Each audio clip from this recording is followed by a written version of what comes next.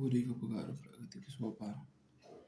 అభివృద్ధికి చిరునామాలు దత్తత గ్రామాలు. అదే స్ఫూర్తితో ఇప్పుడు P4కు ప్రభుత్వ శ్రీకారం.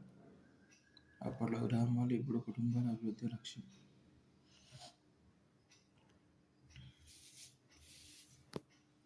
ఆంధ్రులు గర్వించేలా అమరావతి నిన్నటి విధ్వంసం నుంచి రేపటి వికాసం వైపు ప్రయాణం. కుట్రలతో మన స్వప్నాన్ని దెబ్బతీయలేరని చెప్పేందుకు రాజధాని దేశమంతా గుర్తించేలా మోదీ చేతుల మీదుగా పనుల ప్రారంభం. ప్రధాని సభ ఏర్పాట్లకు సమీక్షలో ముఖ్యమంత్రి చంద్రబాబు. పహల్గాం కేసు ఎన్ఐఏ చేతికి. ప్రస్తుత సాక్ష్యాలను విచారిస్తున్న దర్యాప్తు సంస్థ. దాడి ప్రదేశంలో ఆధారాల కోసం అన్వేషణ. కాల్పుల వీడియో సాక్ష్యం లభ్యం. రాజ్నాథ్తో సిడిఎస్ భేటీ. 85,000 కుటుంబాలకు గృహోపయోగం.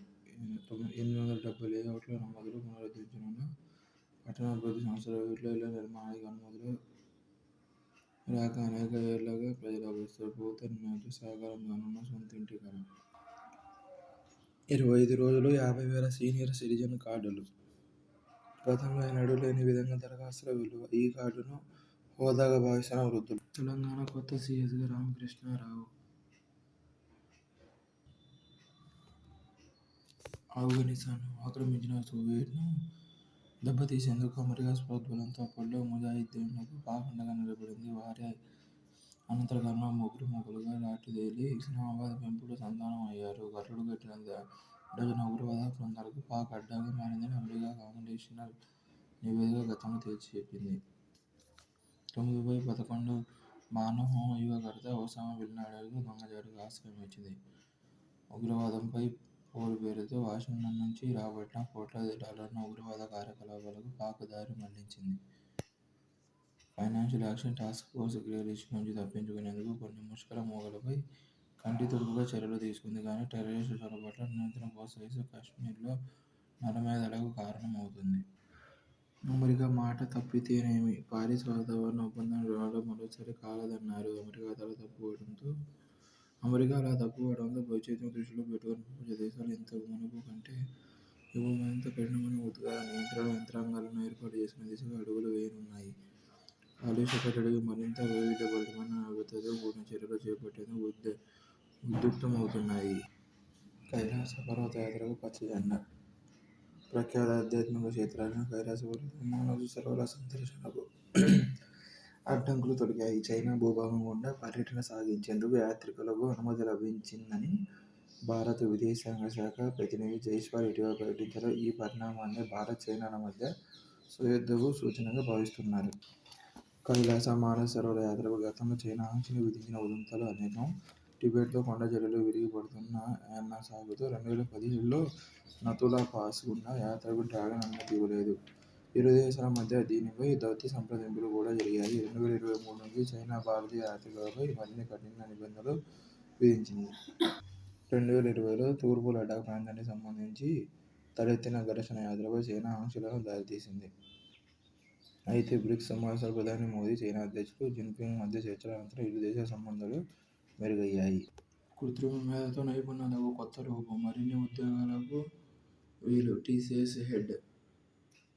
సౌర ఫలకాల తయారీ ప్రారంభించిన రిలయన్స్. క్విక్ కామర్స్ విస్తరణపై రిలయన్స్ రిటైల్ దృష్టి.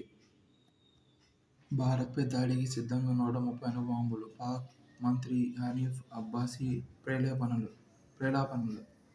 పహల్గాంలో దర్యాప్తులో రష్యా, చైనా జోక్యం ఉండాలి. పాకిస్థాన్ డిమాండ్. ఏకపక్ష విధానాలకు వ్యతిరేకిస్తాం. చైనా, పాక్ ప్రకటన. కేంద్ర సంస్థలకు కోట్లలో. ఉర్సాకు ఊరికే. ప్రతిష్ఠాత్మక జాతీయ సంస్థలకు మార్కెట్ ధర, బినామీలకు కారుచౌకగా. బాబ్.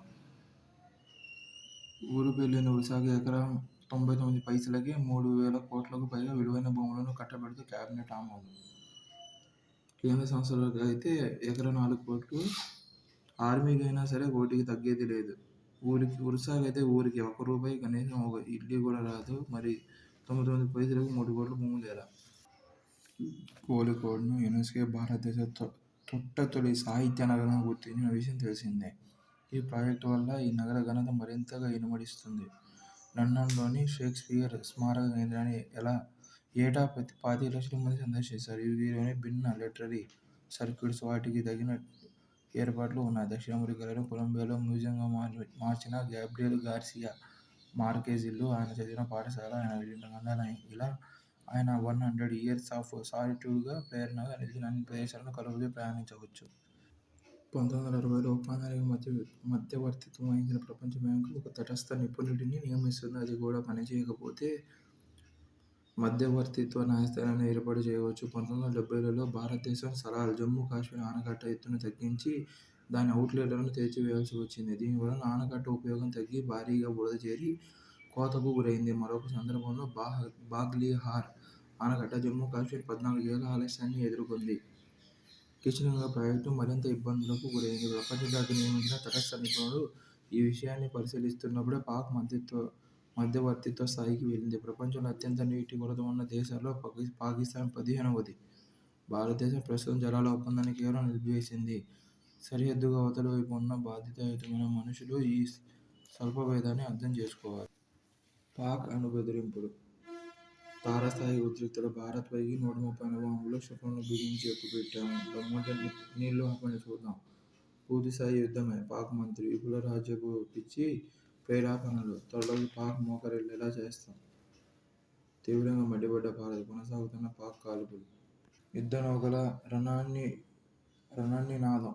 నేవీ కీలక వార్ డ్రిల్స్. యాంటీ షిప్ క్షిపణి పరీక్షలు. బాలిస్టిక్ క్షిపణుల ప్రయోగం.